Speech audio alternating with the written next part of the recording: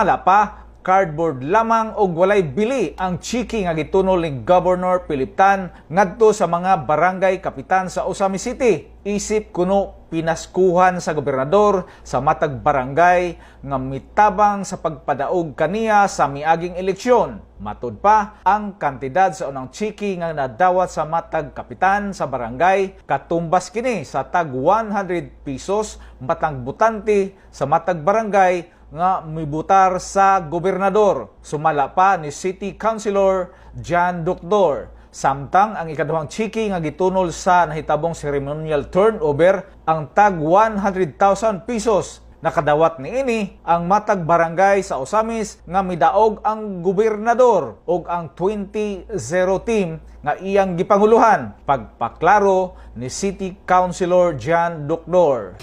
Kanang ako lang i-clarify, kana bitawng 100 pesos per voter, depende na kung pila i-score sa ato ang gobernador sa amo ang pagpaningkamot nga mo score gyud siya sa among barangay. Mao tong i-multiply siya 100 pesos, mo na laglain-lain ang amount.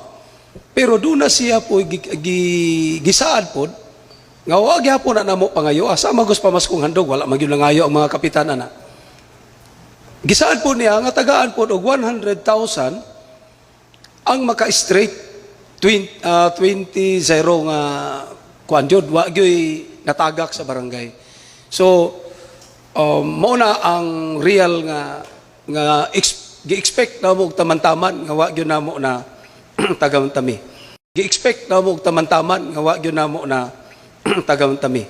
Wagyo na mo na tagamtami.